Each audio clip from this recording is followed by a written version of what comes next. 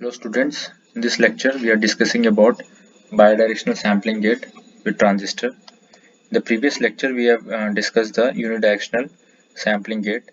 So in that lecture we have seen that the limitation of unidirectional sampling gate is to transmit the signal only of one polarity. तो unidirectional में क्या होता है? As name suggests, it will transmit the signal only of one polarity, either it is positive or negative. Whatever may be the input signal we want at the output, the unidirectional sampling gate will only transmit the signal of only one polarity. ठीक है? So that is either only it will transmit positive signal or negative signal. ठीक है? तो to reduce that limitation we are using now bidirectional sampling gate. Bidirectional इसका मतलब क्या है? Both positive and negative का जो polarity का signal है that can be transmitted simultaneously at the same time. Okay. So this is the circuit of this bidirectional sampling gate. We are using with this transistor, so I am putting this is bidirectional sampling gate using transistor. Okay, so this is transistor, NPN transistor है. यहाँ पे आप इस figure में देख रहे हैं, ये है आपका क्या है, ये Vs है, ये आपका सिग्नल है, ये आपका जो Vc है that will be control voltage. Okay, तो कंट्रोल वोल्टेज में आप देख रहे हैं कि दो वोल्टेज है V2 और V1. ठीक है, कंट्रोल वोल्टेज आपने क्या किया है, R2 में फीड किया है, ये R1 पे फीड किया है. This are summing resistor as you know from this diagram. This are summing resistor R1 and R2 and we are feeded at the base of the transistor. ये base है. ठीक है, तो अब अगर गेटिंग वोल्टेज आप देखते हो, जो कंट्रोल वोल्टेज है उस पर अगर देखते हैं आप, तो दो लेवल है V1 और V2 में. ठीक है, और सपोज करो ये पल्स विड्थ इसकी है TP. तो ये TP क्या है, this TP is equal to desired transmission interval. मतलब कितने देर के लिए आपने ट्रांसमिट करना है सिग्नल को, आउटपुट सिग्नल को कितने देर के लिए आपने ट्रांसमिट करना है.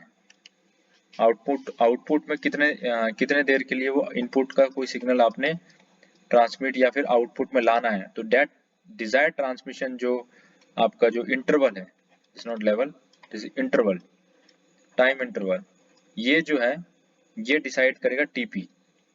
कैसे डिसाइड करेगा, क्योंकि आप देख रहे हैं कि जब वोल्टेज जब है V2 में होगा तो वोल्टेज कहाँ दे रहे हैं आप, बेस में दे रहे हैं. तो transistor is well below this cut off region of this transistor. You all of you know that there are 3 regions of transistor. 3 region में ऑपरेट करता है. कट ऑफ होता है, एक एक्टिव रीजन होता है and another third one is saturation.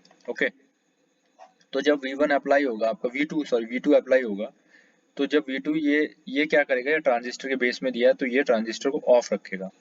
ठीक है, when the gating signal is at its upper level V1, तो ये जो बाइसिंग होगा ये ट्रांजिस्टर को क्या करेगा, it will bring transistor into active region. okay, it will bring this transistor in active region. पहले कट ऑफ था V2 में, फिर V1 अगर अप्लाई किया तो वो एक्टिव रीजन में आ जाएगा. ठीक है, तो जब ये सिग्नल जो gating signal as long that it remains in V1 में कितने देर तक है, ये TP तक.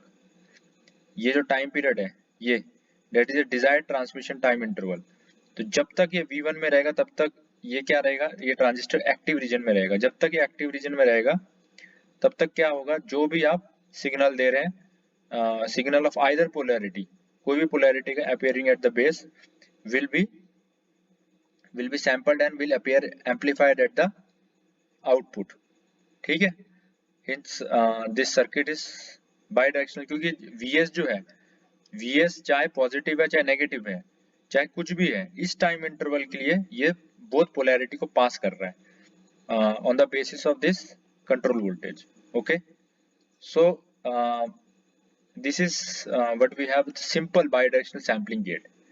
ठीक है, और एक तरीके से हम इसको, और एक तरीके से ये एक ट्रांजिस्टर का यूज करके हमने एक बाइडायरेक्शनल सैम्पलिंग गेट बनाया. अगर हम एक और तरीके से देखें तो एक और तरीके से हम यूजिंग ट्रांजिस्टर, ये दूसरा एक बाइडायरेक्शनल सैम्पलिंग गेट है. It is known as emitter coupled. Emitter coupled क्यों है, क्योंकि दोनों ट्रांजिस्टर का जो एमिटर है that will be coupled. Okay, so this emitter of this both of the this transistor will be coupled here. Okay, so that is why it is known as emitter coupled bidirectional sampling gate. तो इसमें क्या होगा, in this two separate bases, ये जो base है इसके एक में आपने क्या डालना है, कंट्रोल वोल्टेज है, एक में आपने क्या डालना है, सिग्नल वोल्टेज है, ठीक है। तो इस तरीके से आपने इस कॉन्फ़िगरेशन को आपने देखना है कि कंट्रोल वोल्टेज यहाँ लगा, सिग्नल वोल्टेज लगा, ये एमीटर कपल्ड, क्योंकि एमीटर ये दोनों जो एमीटर है इसको मर्ज किया आरई में। तो सबसे स्टार्टिंग में क्या होगा, अगर इसका ऑपरेशन देखा जाए तो जब गेटिंग वोल्टेज जो है Vc ये अपर लेवल में है, सपोज करो V1 लेवल में है, जब Vc ये कंट्रोल वोल्टेज जब V1 अपर लेवल में है, तो ये जो Q1 होगा, सपोज करो जब Vc इक्वल्स टू V1 है, then this transistor it is V1 क्या अपर लेवल है, अपर लेवल में क्यों बोल रहा हूँ आपको समझ में आएगा, क्यों अपर लेवल लिया मैंने। तो Q1 जो होगा ये अपर लेवल में ऑन होगा, क्योंकि Q1 क्या ये its base is feeded by this control voltage. तो तब क्या होगा, जो Q1 हो जाएगा ऑन। तो Q1 ऑन होगा तो ये करंट जो होगा, ये जो एमिटर करंट है, current through this RE will be large enough to rise the emitter voltage to the point this Q2 का जो एमिटर वोल्टेज है, ये RE जो है, क्योंकि यहाँ से करंट फ्लो होगा, ये ऑन हो जाएगा, करंट फ्लो होगा, तो RE जो है, RE के अक्रॉस कोई वोल्टेज डेवलप होगा, सपोज करो V है, ये वोल्टेज इसके बराबर भी डेवलप होगा, मतलब ये क्या है, ये पैरेलल में है, इसका एमीटर भी है। तो जब इसके अक्रॉस जब वोल्टेज डेवलप होगा तो वोल्टेज इतना ज्यादा होगा कि वो Q2 को टर्न ऑफ करेगा। Q2 को टर्न ऑफ क्यों करेगा, जब आप इधर पे देखते हैं कट ऑफ में क्या होता है, टर्न ऑफ मतलब कट ऑफ, कट ऑफ का मतलब क्या है, जो करंट होगा यहाँ पे जो करंट आया है वो जीरो हो रहा है, जीरो और क्लोज टू जीरो। तो वो कैसे होगा, अगर आप देखते हैं तो क्या होगा, वो VC minus VC divide by RC। अगर ये क्या है, ये आपका IC है, ओके। तो IC अगर जीरो, नेग्लिजिबल कब होगा, जब ये जो VC है ये इक्विवेलेंट टू VCC होने वाला है।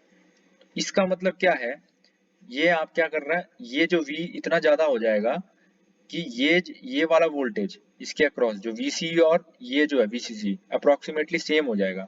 उस टाइम में क्या होगा, ये जो करंट है ये करंट जीरो होगा, तभी ये करंट कब फ्लो करेगा, current always flow when there is a potential difference. जब दोनों का पोटेंशियल कम होगा तो करंट विल बी नेग्लिजिबल। तो ये कारण क्या करेगा, इसके वोल्टेज के कारण, क्योंकि ये ट्रांजिस्टर ऑन था V1 के कारण, इसके अक्रॉस जो वोल्टेज आएगा वो क्या करेगा, Q2 को कर देगा टर्न ऑफ, ठीक है। when Q2 is turn off then there will be no response at the output, I0 हो गया, तो आउटपुट क्या आ जाएगा, output will be zero at this point when the control voltage is at V1, okay। when the control voltage is at V1 then Q1 will be on, and that will increase the current across this resistance and it will turn off this Q2, okay। so output voltage will be zero, ठीक है। I think you got the point। when the on the other hand जब ये जो there is no response after this Q2 is off, when control voltage is V2 when the control voltage is at V2, तो lower level में क्या होगा, जब control voltage lower है तो automatically जो Q1 है that will be get off, Q1 क्या हो जाएगा, ऑफ हो जाएगा, क्योंकि ये लोअर लेवल में है। तो ये बेस में ये क्या करेगा, ये ट्रांजिस्टर ऑफ कर देगा, ये ट्रांजिस्टर को ऑफ होगा तो ऑटोमेटिकली ये क्या हो जाएगा, this will decrease and automatically what will happen, the Q2 is free to operate as an amplifier stage, क्योंकि ये Q2 ऑन हो जाएगा उस कंडीशन में, क्योंकि ये जो RE जो पहले जो फ्लो हो रहा था करंट और वोल्टेज जो इंक्रीज हो रहा था across this emitter voltage, that will not keep this Q2 under cut off condition। तो ये क्या करेगा, Q1 जब ऑफ हो जाएगा ऑटोमेटिकली Q2 जो हो जाएगा वो ऑन हो जाएगा and it is free to operate as an amplifier stage। और जो भी आप सिग्नल आप दोगे इसके बेस में that will be appear at the output amplified, ठीक है। and the signal may directly applied at the base, ठीक है। तो इस तरीके से emitter coupled bidirectional sampling gate काम करेगा।